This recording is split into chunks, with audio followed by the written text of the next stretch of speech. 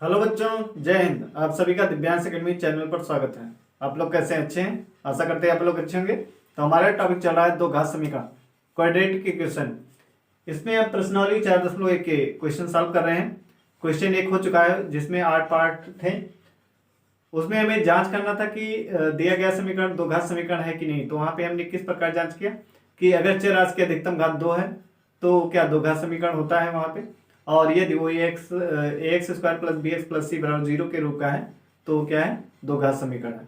तो वहां पे हमने जांच किया था। आज हम उसी टॉपिक को कंटिन्यू करते हुए क्वेश्चन नंबर 2 सॉल्व करेंगे। क्वेश्चन नंबर 2 जो है इसमें आपका 4 पार्ट दिया हुआ है। पहला पार्ट देखिए, इसको पहले सॉल्व करते हैं।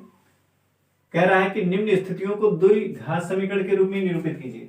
निम्न स्थितियों मतलब जो भी आपके प्रॉब्लम समस्या दी है, क्वेश्चन दिया है, उसको हमें सबसे पहले क्या करना है, दो घात समीकरण में व्यक्त करना है। तो पहले क्या करेंगे, सबसे पहले क्वेश्चन को ध्यान से पढ़ेंगे, फिर देखेंगे उसमें क्या दिया है और क्या जानना चाह रहा है। उसके आधार पे क्या करेंगे, हम क्वेश्चन को सॉल्व करेंगे। आइए देखते हैं। एक आयताकार भूखंड का क्षेत्रफल 528 मीटर स्क्वायर है। क्षेत्रफल की लंबाई मीटरों में चौड़ाई के दुगने से एक अधिक है। हमें भूखंड की लंबाई और चौड़ाई ज्ञात करनी है। तो सॉल्यूशन इसका ज्ञात क्या करना है, हमें कहना है भूखंड की लंबाई और चौड़ाई। एक तो हमें इसको क्या करना है, द्विघात समीकरण के रूप में व्यक्त करना है। दूसरा इसमें कह रहा है कि लंबाई और चौड़ाई भी ज्ञात करिए भूखंड की। तो सबसे पहले क्या करेंगे, दो घात समीकरण बनाएंगे, फिर हम लंबाई और चौड़ाई ज्ञात करेंगे। तो देख कह रहा है कि एक आयताकार, तो लंबाई और चौड़ाई, अब जो हमें ज्ञात करना उसको हम क्या करते हैं, मानते हैं। अब किसके अनुसार, क्वेश्चन के अनुसार, क्वेश्चन में जैसा कहा है उसके अनुसार हम मानेंगे। इसमें कह रहा है कि क्षेत्र की लंबाई चौड़ाई के दुगने से एक अधिक है। चौड़ाई के दुगने से एक अधिक है। तो हम क्या करेंगे, चौड़ाई को मान लेंगे, फिर उसका दुगना करेंगे। मान के माना आयताकार भूखंड, आयताकार भूखंड की चौड़ाई, आयताकार भूखंड की चौड़ाई x मीटर। इसलिए आयताकार भूखंड की लंबाई कितनी है, भूखंड की लंबाई है। अब कह रहा है कि लंबाई जो चौड़ाई के दुगने से एक अधिक है, दुगने से एक अधिक है। तो चौड़ाई का क्या करेंगे, पहले दो गुना करेंगे, 2x हो गया। अब दुगने से कितना अधिक है, एक अधिक है, तो कितना, ये हो गया लंबाई। क्वेश्चन में कह रहा था लंबाई जो है चौड़ाई के दुगने से एक अधिक है, तो चौड़ाई का क्या करेंगे, दो गुना करेंगे। दो गुना जितना है चौड़ाई उसका दो गुना, यानी उससे दो को गुणा कर देंगे तो दो गुना हो गया। और एक अधिक है तो इसमें एक और जोड़ देंगे तो क्या हो जाएगा, ये हमें लंबाई मिल गई। अब आपका दिया हुआ है भूखंड का क्षेत्रफल कितना दिया है, लिखेंगे आयताकार भूखंड का क्षेत्रफल दिया है 528 मीटर स्क्वायर। और फार्मूला हमारा क्या होता है, आयताकार लिखेंगे, चूंकि आयताकार भूखंड, आयताकार भूखंड का क्षेत्रफल बराबर लंबाई गुणे चौड़ाई, ये होता है। तो आयताकार भूखंड का क्षेत्रफल कितना दिया, 528 बराबर लंबाई कितना है, लंबाई है 2x धन 1 गुणे चौड़ाई कितनी है, x है। तो यहाँ पे लिख देंगे इस तरीके से। अब ये हो गया 528, इधर गुणा करेंगे 2x स्क्वायर प्लस x। अब इसको इधर पक्षांतर कर दीजिए, इधर इसको लाएंगे तो क्या माइनस हो जाएगा, और हम इसको यहाँ पे लिख दे रहे हैं 2x स्क्वायर प्लस x, ये इधर जाएगा तो क्या माइनस हो जाएगा 528। अब इधर क्या बचा, कुछ नहीं बचा है, तो क्या 0 लिख देंगे। तो ये हमारा दो घात समीकरण बन गया। तो कह रहा था कि निम्न स्थितियों को दो घात समीकरण के रूप में व्यक्त कीजिए, तो ये हमारा आ गया आंसर। ठीक है, अब हमें आगे कह रहा है कि हमें भूखंड की लंबाई और चौड़ाई ज्ञात करनी है। तो ज्ञात कर लेते हैं इसको भी। इसको ज्ञात करने के लिए क्या करना पड़ेगा, तो घात समीकरण जो है इसका हमें गुणनखंड करना पड़ेगा। तो 2x स्क्वायर, अब यहाँ पे देख रहे हैं एक्स स्क्वायर का गुणन कितना 2 है, और यहाँ पे अचर पद कितना है 528, तो इसका गुणा करेंगे तो ये हो जाएगा 2 8 16, 2 दूनी 4 1 5 और 2 पंचे 10। अब इसका गुणनखंड करना है, गुणनखंड कर लीजिए। 2 पंचे 10, 2 से नहीं कटेगा, नहीं कटेगा, ये कितना है 1056 है, तो 2 से काटिए। 2 पंचे 10, 2 दूनी 4 और 2 8 16, फिर 2 से, 2 दूनी 4, 2 छक 12, 2 चौक 8, फिर 2 1 के 2, 2 3 6, 2 दूनी 4, फिर 2 छक 12, 2 छक 12, फिर 2 3 6, 2 3 6। अब 3 से कटेगा, 3 1 कम 3, 3 1 कम 3, फिर 11 के 11। तो ये हमने इसका गुणनखंड कर लिया, ठीक है। अब इसमें देखेंगे कि हमारा गुणनखंड क्या होगा कि ये बीच वाले पद को हम क्या 2 भाग में बांट दे, मतलब उसको आपस में जोड़ने घटाने में क्या आना चाहिए, हमारा ये एक्स आना चाहिए। तो 2 दूनी 4, दूनी 8, दूनी 16, दूना 32, 32 यहाँ तक कितना हुआ 32 हुआ, और फिर 11 और 3, 11 3 का गुणा कितना 11 3 33, तो 33 गुणे क्या मिला हमें 32, 33 गुणे क्या मिला 32। तो यहाँ पे देख रहे 33 में से अगर 32 को घटाएंगे तो क्या एक आएगा, यानी इसको हम ले लेते हैं 33x और इसको ले लेते हैं 32x, तो आ जाएगा हमारा यहाँ प्लस 33x और माइनस 32x, माइनस 528 ये हो गया, और बराबर 0। इसको यहां से हटा दे रहे हैं, गुणनखंड इस तरीके से हम करते हैं, ठीक है। तो ये गुणनखंड मिला हमें, इसको हमने यहाँ पे लिख लिया। अब यहाँ पे देखिए कॉमन कितना हो रहा है x, यहां से x निकालिए तो यहाँ 2 बचेगा, और प्लस यहाँ पे यहाँ 2x आएगा, ठीक है। एक x निकल गया तो 2x, प्लस यहाँ से x निकला तो 33। अब यहाँ से देखिए कितना कॉमन होगा 16, 16 दूना 32, हमें ये इसमें बनाना है, ठीक है। तो 16 और माइनस चिन्ह को भी हमने क्या किया उभयनिष्ठ कर लिया, कॉमन कर लिया, ठीक है। तो 16 दूना 32, तो 2x, और यहां से जब 16 तो यहाँ कितना होगा 48, तो देखिए माइनस माइनस उभयनिष्ठ हो गया ना, माइनस चिन्ह यहाँ से कॉमन हुआ है, तो एक प्लस में हो जाएगा दोनों। तो यहाँ पे लिखेंगे 16 3 48, 52 से 48 घटाएंगे 4, फिर 8 उतारेंगे 48 हो जाएगा, 16 3 48, तो ये हो गया, ठीक है। अब यहाँ जितना है इतना इसमें भी है, तो इसको क्या कॉमन कर लेंगे, उभयनिष्ठ कर लेंगे इसको, तो ये बाहर हो गया। अब यहाँ क्या बचा है, इसको हमने निकाल लिया तो x बचा है यहाँ, और इसको निकाला गया तो यहाँ क्या 16 बचा है, माइनस 16, ठीक है, बराबर 0। अब यहां से लिखेंगे 2x धन 0 या x माइनस 16 बराबर 0।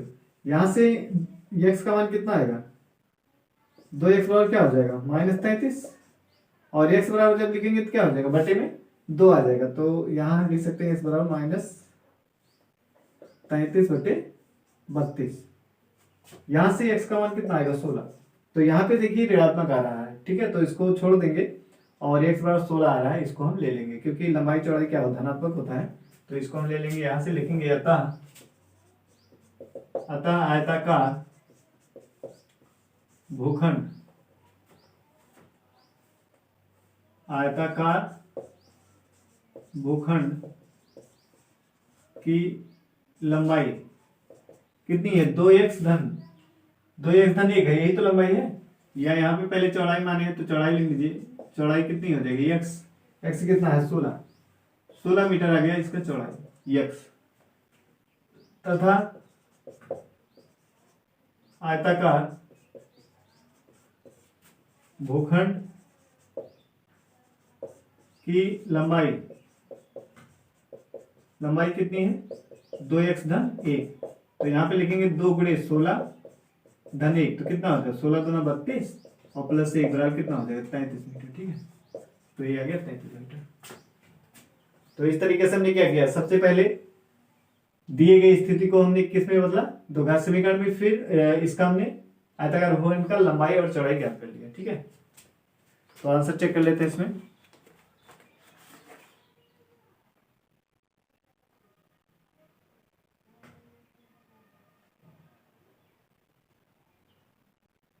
दो एक्स स्क्वायर धन एक्स माइनस 528 सही आया है, ठीक है।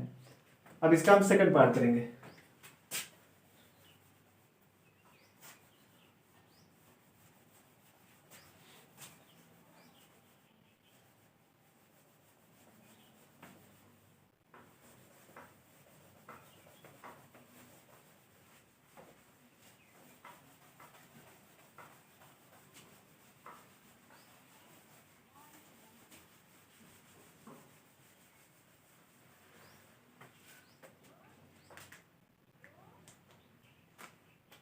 इसका सेकंड पार्ट है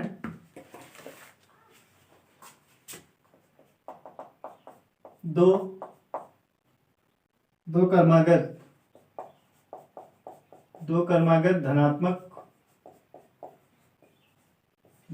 धनात्मक पूर्णांकों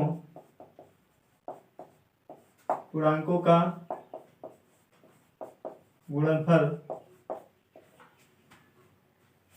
306 है। हमें पूर्णांकों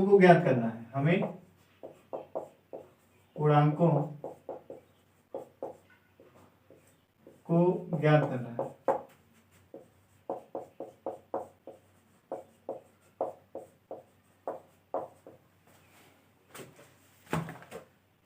तो क्वेश्चन में क्या कह रहा है कि दो क्रमागत धनात्मक पूर्णांकों का गुणनफल 306, हमें पूर्णांकों को ज्ञात करना है। क्रमागत धनात्मक पूर्णांक का मतलब क्या है?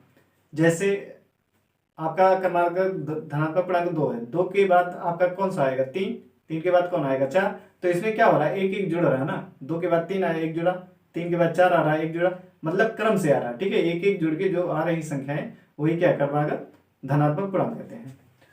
तो हम इसमें भी मान लेंगे, माना पहली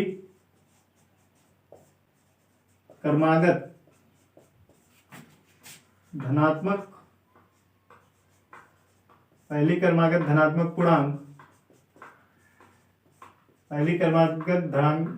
पूर्णांक क्या है? x है। ठीक है, तथा दूसरी क्रमागत धनात्मक पूर्णांक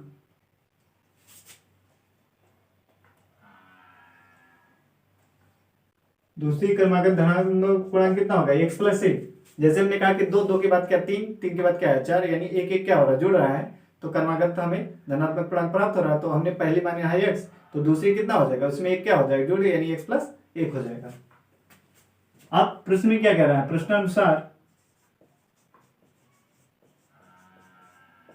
प्रश्न में कह रहा है कि दोनों क्रमागत धनात्मक पूर्णांकों का गुणनफल कितना है? 306। तो इसको दोनों को क्या करिए? गुणा कर दीजिए।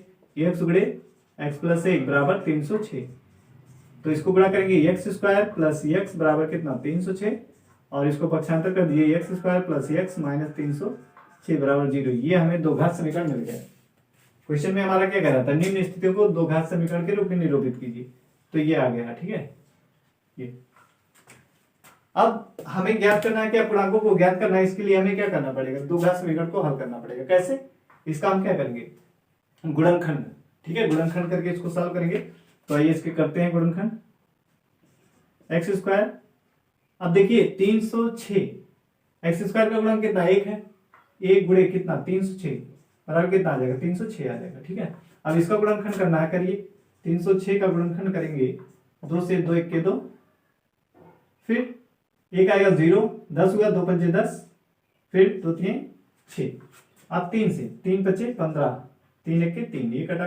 फिर 3 से 5 में करेंगे, 3 1 के 3, 2 आएगा, 2 1 उतारेंगे 21 हो जाएगा, 3 7 21, तो फिर 17 के 17। तो 2 3 6, 6 3 18, 18 गुणे 7, 18 गुणे 17। ठीक है, ये गुणनखंड में क्या मिलेगा? 18 गुणे 17। अब देखिए इसको, गुणनखंड तो आपको कई मिलेगा, यहां से लेंगे 2 3 6, एक तो हो जाएगा 2 3 6 गुणे 17 3 51, ये हो जाएगा। फिर 2 3 6, या फिर 17 दूना 34, और 3 3 का 9, 9 गुणे 34 भी हो जाएगा।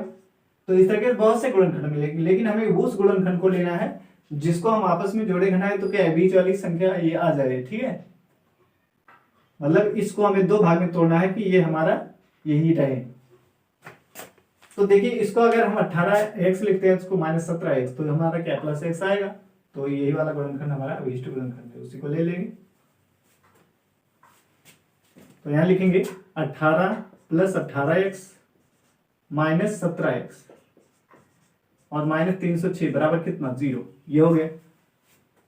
अब इसमें से क्या करेंगे? x को कॉमन करिए, x यहां से इन दोनों में से दो दो, अब हमने क्या किया? इसका हमने 3 पद थे, इसमें हमने इसको क्या 4 पदों में बना लिया। अब दो दो पद से क्या करते हैं? कॉमन करते हैं। तो यहां से x कॉमन करेंगे, तो यहाँ क्या भाई एक्स स्क्वायर है, एक्स स्क्वायर का मतलब क्या, एक्स स्क्वायर बराबर एक्स गुणे एक्स, तो एक्स यहाँ से निकल जाएगा तो क्या बचेगा, एक्स बचेगा। प्लस 18, यहाँ से भी 18 एक्स है, एक्स को बाहर कर देंगे तो क्या प्लस 18 ही बचेगा, ठीक है। यहाँ से माइनस, देखिए दोनों में माइनस है तो माइनस चिन्ह को हम क्या करेंगे, कॉमन यानी उभयनिष्ठ कर लेंगे।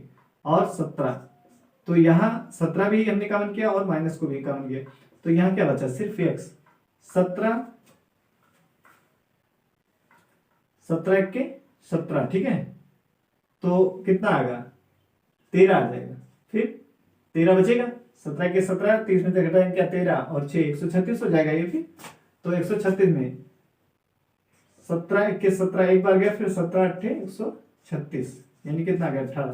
तो x प्लस 18 यहाँ पर भी देखिए है, यहाँ पर भी है, तो ये दो पद बन गया, यहाँ 4 पद था, यहाँ 3 से 4 पद होगा, दो पद से हमने क्या किया कॉमन किया, फिर एक पद ये रह गया, एक पद ये। अब दोनों पदों में कौन कॉमन है, x प्लस 18 दोनों में है, तो इसको हम क्या करते हैं बाहर कर लेंगे, इसको बाहर कर लीजिए। x प्लस 18 हमने बाहर किया तो क्या आया, इधर x बचा हुआ है और यहाँ ये भी निकल गया, तो क्या -17 बराबर 0, तो x प्लस 18 बराबर 0, एक तो ये मिला हमें, या x माइनस 17 बराबर 0 ये मिला। तो यहाँ से x बराबर क्या मिलेगा -18, यहाँ क्या मिलेगा x बराबर 17। तो प्रश्न में क्या दिया, पहली क्रमागत धनात्मक, हमें धनात्मक पूर्णांक लेना है, तो यहाँ पे माइनस आ रहा है तो इसको क्या करेंगे छोड़ देंगे, आंसर हमारा क्या हो जाएगा, इससे मिलेगा x बराबर 17 से। तो लिखेंगे अतः पहली क्रमागत धनात्मक पूर्णांक, क्रमागत धनात्मक पूर्णांक कितना, ये x माना गया तो कितना है 17 आ गया, ठीक है। तथा दूसरी क्रमागत धनात्मक पूर्णांक कितना हो जाएगा, x प्लस 1 यानी 17 प्लस 1 कितना हो जाएगा 18, तो ये 17 और 18 ये मिल गया हमें। तो इसका भी आंसर चेक कर लेते हैं, ये भी दिया है आपका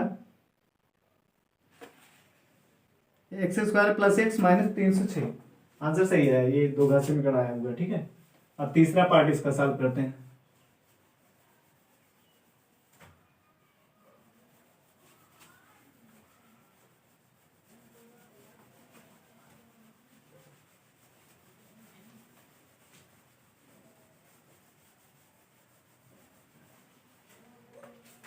तीसरा पार्ट है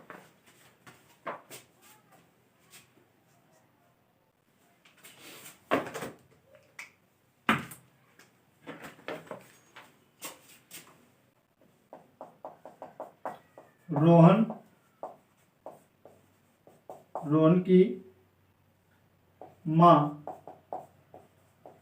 उससे 26 वर्ष बड़ी, कितना बड़ी है 26 वर्ष बड़ी है। उनकी आयु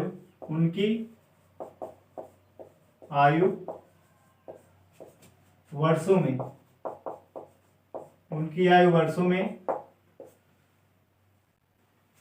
का गुणनफल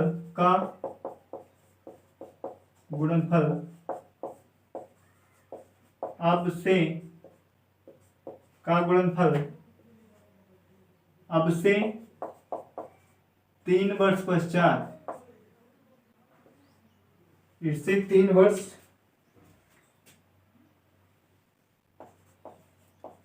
अब से 3 वर्ष पश्चात 360 हो जाएगी, 360 हो जाएगी। हमें रोहन की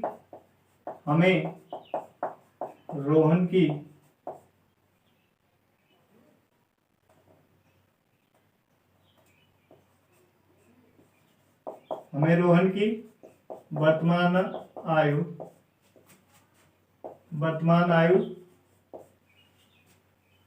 ज्ञात करनी है,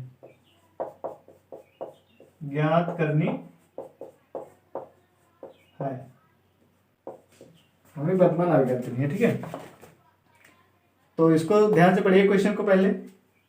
कह रहा है कि रोहन की माँ उससे 26 वर्ष बड़ी है। किससे 26 वर्ष बड़ी है? रोहन से 26 वर्ष बड़ी है। किससे बड़ी है? रोहन से।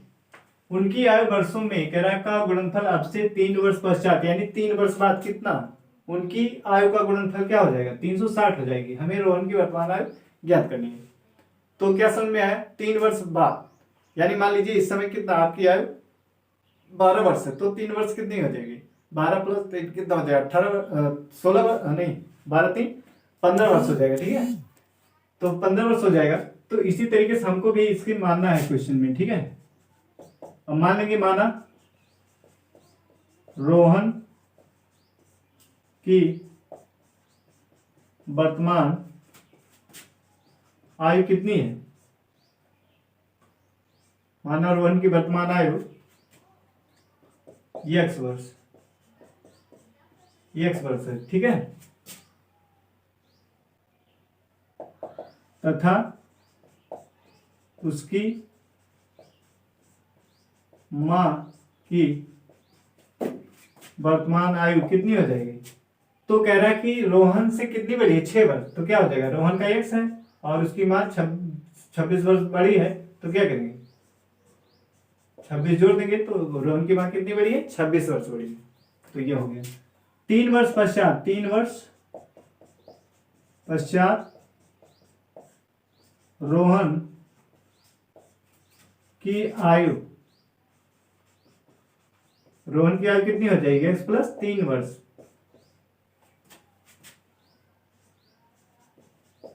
प्लस 3 वर्ष। हमने क्या कहा कि अभी मान लीजिए इस समय आपकी वर्तमान में आयु कितनी है? 15 वर्ष है। अगर 3 जोड़ेंगे तो क्या आपकी आयु कितनी हो जाएगी? 18 वर्ष। यानी 15 में क्या करेंगे? आप 3 जोड़ेंगे।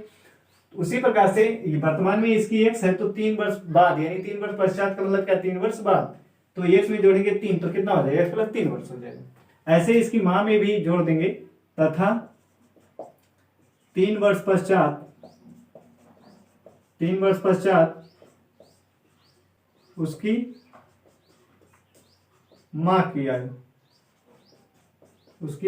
कितनी हो जाएगी? x प्लस 26 में 3 जोड़ देंगे तो कितना हो जाएगा? ये हो जाएगा x प्लस 29 वर्ष। कितना हो जाएगा? x प्लस 29 वर्ष। ठीक है, ये हो गया उसकी मां की आयु। अब प्रश्नानुसार प्रश्न में क्या कह रहा है? दोनों की आयु। ठीक है, प्रश्नानुसार कह रहा है कि उनकी आयु का गुणनफल 3 वर्ष पश्चात 360 हो जाएगी। तो 3 वर्ष पश्चात रोहन की आयु है और ये उसकी मां की आयु, तो इनका गुणनफल कह रहा है कितना है? 360।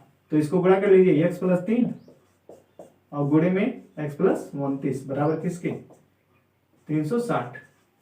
तो गुणा करिए x स्क्वायर, 29 में करेंगे x से तो 29x, और x से 3 में करेंगे तो 3x, 3 से 29 में करेंगे 3 9 27 और 3 दूना 6 2 8, 3 9 27 के साथ और 3 दूना 6 और हासिल कितना आया था? 2। तो ये हो गया 87 बराबर 360। अब इसको क्या करिए? जोड़ लीजिए, x स्क्वायर प्लस इसको जोड़ेंगे कितना हो जाएगा? 32x। कितना हो जाएगा? 32x और 87 माइनस इसको इधर लाएंगे 360 हो जाएगा बराबर 0। तो x स्क्वायर प्लस 32x। अब इसको घटाएंगे कितना आएगा? 10 शून्य में से 7 जाएगा नहीं तो उधार लेगा, तो इसके बाद 10 हो जाएगा। 10 में से 7 गया 3। अब यहाँ क्या बचा? 5। 5 में से 8 नहीं जाएगा तो एक उधार लेगा, 15 हो जाएगा। 15 में से 8 जाएगा 7 और यहाँ कितना बचा? 2। तो 200 कितना आ जाएगा? 73 आ जाएगा। ठीक है, तो 273 आ गया बराबर 0। तो ये समीकरण हमें दो घात समीकरण मिल गया। दो घात समीकरण हमें ये प्राप्त हो गया। ठीक है, अब रोहन की वर्तमान आयु ज्ञात करनी है तो क्या करना पड़ेगा? दो घात समीकरण को हल करना पड़ेगा। कैसे? गुणनखंड करके। तो x स्क्वायर, अब x स्क्वायर का गुणांक 1 है, यहाँ x स्क्वायर का गुणांक कितना है? x स्क्वायर का गुणांक का मतलब इसके आगे जो लिखा है, ठीक है, 1 है। जब कुछ नहीं है तो इसका मतलब क्या है? 1 है। तो 1 गुणे कितना? 273 गुणा कर देंगे तो कितना आ जाएगा? 273 आएगा। अब इसका गुणनखंड कीजिए, 273 का गुणनखंड करेंगे किससे करेगा? 3 से। 3 9 27 और 3 1 के 3, फिर 3 से नहीं करेगा, 7 से। 7 1 के 7 और 7 3 21, फिर 13 से। 13 कम 13, तो इसका गुणनखंड क्या मिल गया हमें, 13 तिया 39 और 7, ठीक है। अगर 3 7 21 और 13, 21 13 कितना होगा, 34 हो जाएगा। तो ये यहाँ क्या आना चाहिए, 32 आना चाहिए। तो ये नहीं हो सकता, इसका मतलब 13 तिया 39, 7 गुणे हमें क्या लिखना पड़ेगा, 39, ठीक है, 7 गुणे 39।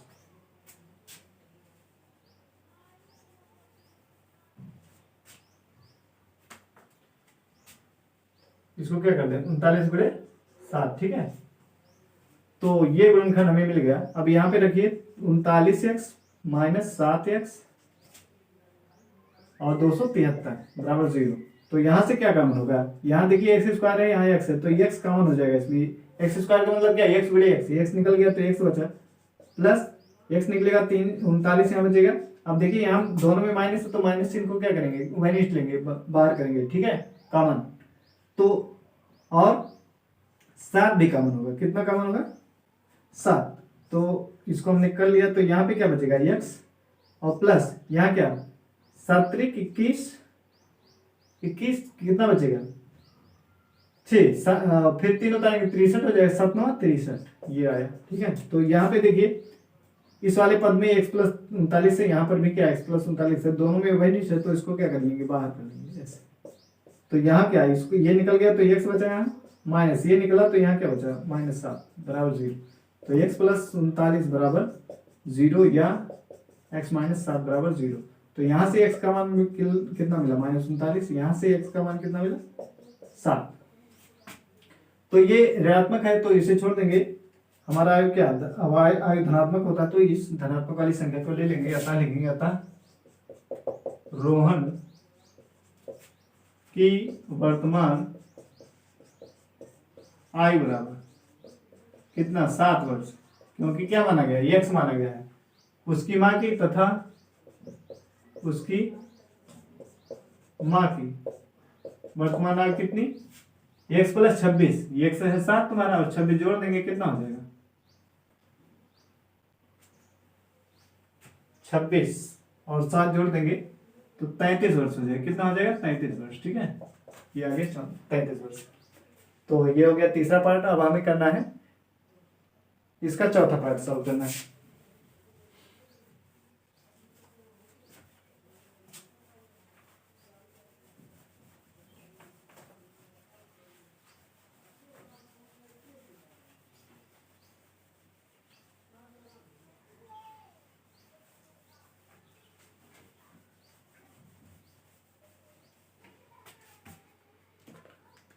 चौथा पार्ट इसका दिया है, एक रेलगाड़ी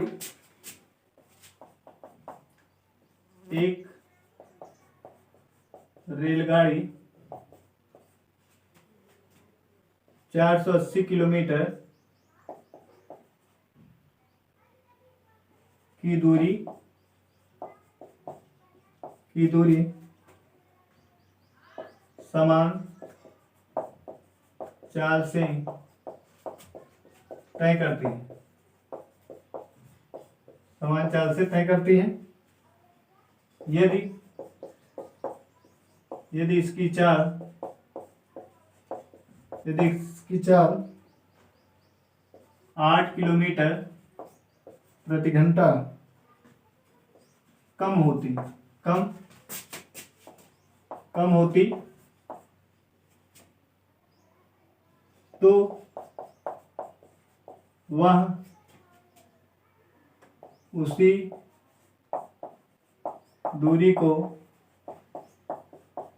तय करने में 3 घंटे अधिक लेती है, 3 घंटे अधिक लेती है, 3 घंटे अधिक लेती है।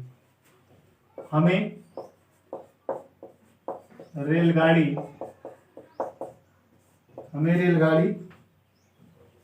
की चाल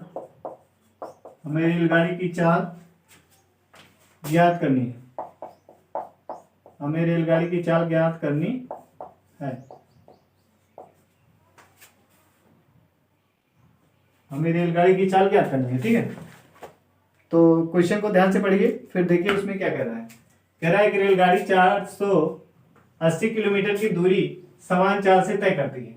यदि इसकी चाल 8 किलोमीटर प्रति घंटा कम होती तो वह उसी दूरी को तय करने में 3 घंटे अधिक लेती है।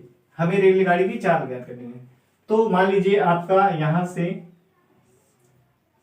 मान लीजिए ए से बी स्थान पे जाना है, ए से बी, ठीक है। यहाँ पे इसकी दूरी कितनी है, 480 किलोमीटर ये दूरी है, ठीक है। यहां से यहां तक की दूरी कितनी है, 480 किलोमीटर। अब यही दूरी तय करनी है। कह रहा है ये समान चाल से, समान चाल को मान लेंगे, माना रेलगाड़ी की चाल की समान चाल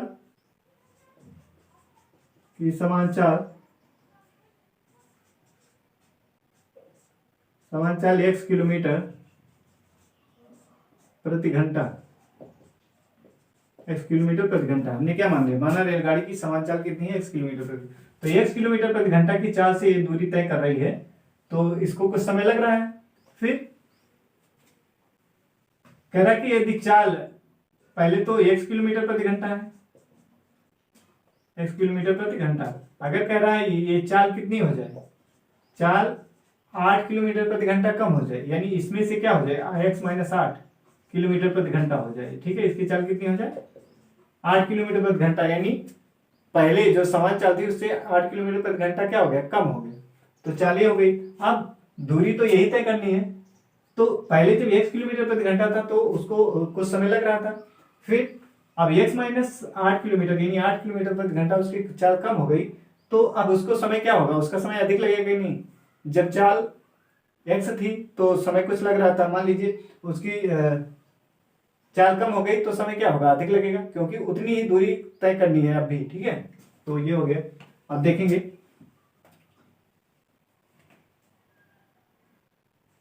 8 किलोमीटर प्रति घंटा चाल कम होने पर रेलगाड़ी की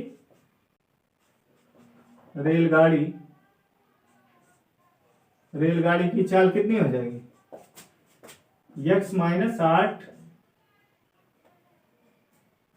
किलोमीटर प्रति घंटा, ठीक है। ये हो जाएगा x माइनस 8 किलोमीटर प्रति घंटा हो जाएगा ये इसकी चाल, ठीक है। कितना हो जाएगा, x माइनस 8 किलोमीटर प्रति घंटा। अब प्रश्न में क्या कह रहा है कि दूरी इतनी तय करनी है, तो एक फार्मूला क्या होता है, दूरी समय बराबर होता है दूरी बटे चाल।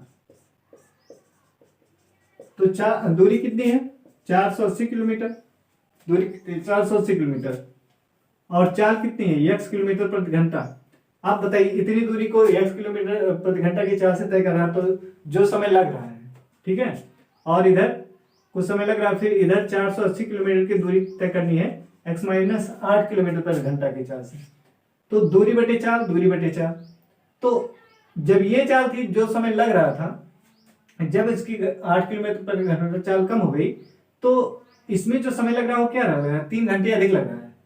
इसमें जितना समय लग रहा था उससे क्या हो रहा है, 3 घंटे इसमें अधिक लग रहा है। तो इसमें अधिक लग रहा है, तो दोनों का समय बराबर करने के लिए हमें क्या करना पड़ेगा, या तो इधर प्लस 3 घंटे कर दें, इधर 3 घंटा जोड़ दें, या इधर 3 घंटा क्या करें, घटा दें, तो दोनों का समय क्या हो जाएगा, बराबर हो जाएगा। तो हम क्या करते हैं, इधर -3 कर देते हैं, जो समय लग रहा है उसमें से 3 घंटा घटा दे रहे हैं, तो इसका समय और इसका समय दोनों का क्या हो गया, बराबर हो गया।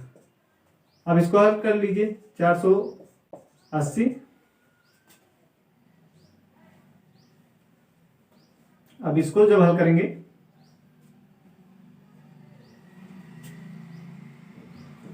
तो ये हो जाएगा 480, और इसका लासा कितना, x माइनस 8 हो जाएगा।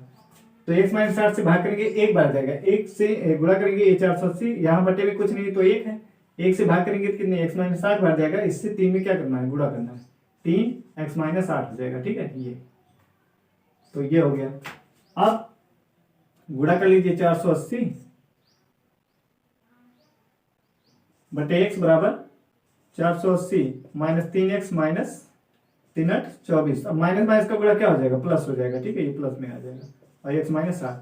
अब तिरछा गुणा कर दीजिए, 480 गुणे x माइनस 8, और इसका गुणा इधर हो जाएगा, x गुणे 480 माइनस 3x प्लस 24, गुणा कर दीजिए, ये तो हो जाएगा 480x माइनस 8 से करेंगे, 8 शून्य शून्य, 8 अठाई 64 के 4, और 8 चौक 32, 32 और 4 32 और 6 38 हो जाएगा, ठीक है। और इधर 480x हो जाएगा, अंदर x से गुणा करेंगे और x से यहाँ करेंगे तो माइनस 3x² आ जाएगा, और ये प्लस 24x आ जाएगा। अब देखिए यहाँ से x से करें तो क्या ये 480x आएगा ना, तो इधर 480x है, इधर भी है, इसको इधर लाएंगे तो क्या माइनस होगा, यानी ये कट जाएगा, ये क्या होगा, कट जाएगा। तो अब सबको इधर कर दीजिए, पक्षांतर करिए, इधर आएगा तो प्लस 3x², और ये इधर आएगा तो माइनस 24x, और यहाँ पे माइनस कितना है 3840 बराबर। अब यहाँ पे कुछ नहीं बचा तो क्या 0 लिख देंगे, सबको हमने क्या कर लिया, पक्षांतर कर लिया है।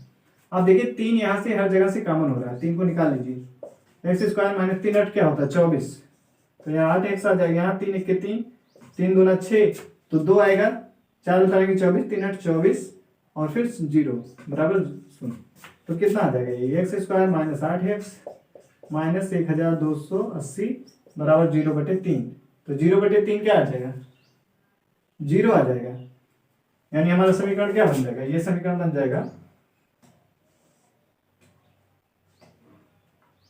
x² माइनस 8x माइनस 1280 बराबर 0 हो जाएगा।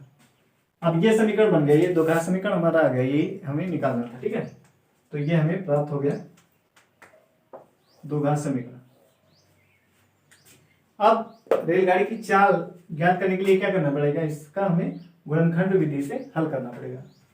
तो यहाँ पे देख रहे हैं x² का गुणा कुछ है नहीं लिखा है, इसका मतलब क्या 1 है, तो 1 गुणे कितना 1280, तो क्या आएगा 1280 आएगा, इसका गुणनखंड कीजिए, 2 से काटेंगे, 2 छक 12, 2 चौक 8, 2 तिहाई 6, 2 दूनी 4, फिर 2 के 2 हासिल एक आएगा, 2 उतारेंगे 12, 2 छक 12, ये हो गया, फिर 2 से 2 छक 12 शून्य आ गया, फिर 2 तिहाई 6, फिर 2 1 के 2, 2 पंचे 10, फिर 3 पंचे 15, और फिर 5 1 के 5, इतना आ गया, ठीक है। अब इसको गुणा करिए, 2 दूनी 4, दूनी 8, दूनी 16, दूना 32, 32 यहाँ तक आया, 32 और 5 3 15, दूना 30, तो आ गया हमारे क्या 30 गुणे 32 आया, कितना है 30 गुणे 32, नहीं 2 दूनी 4, दूनी 8, दूनी 16, दूना 32, 32, और ये 2 तिहाई 6 पंचे 30,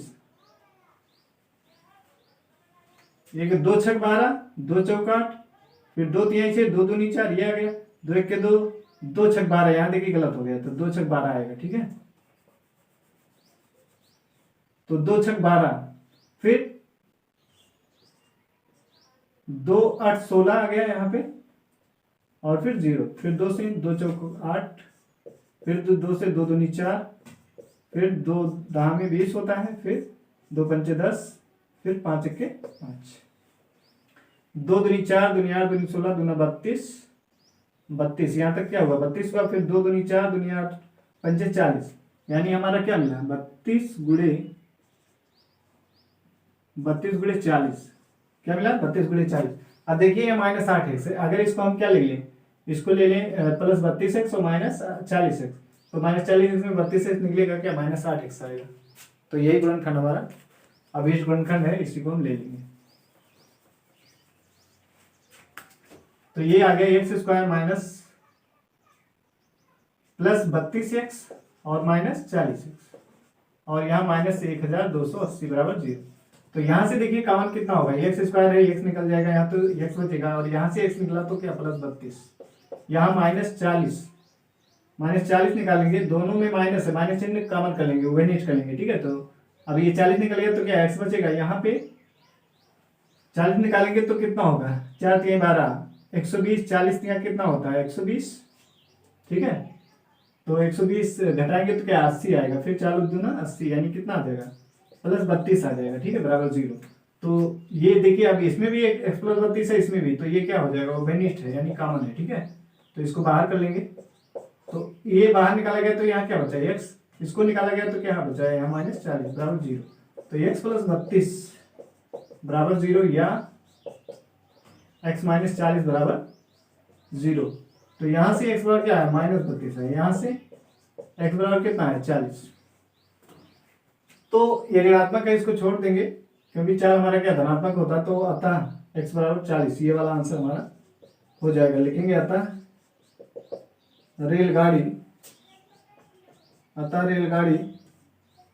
की चाल बराबर 40 किलोमीटर प्रति घंटा, ये है, ठीक है, 40 किलोमीटर प्रति घंटा। तो ये दो घात समीकरण चेक कर लेते हैं आया है कि नहीं हमारा। x² - 8 x - 1280 सही है, ठीक है। तो इस तरीके से हमारा प्रश्नावली 4.1 कंप्लीट हुआ। अब हम 4.2 का इंट्रोडक्शन वीडियो नेक्स्ट वीडियो में करेंगे। तो बस आज के लिए इतना ही, जय हिंद।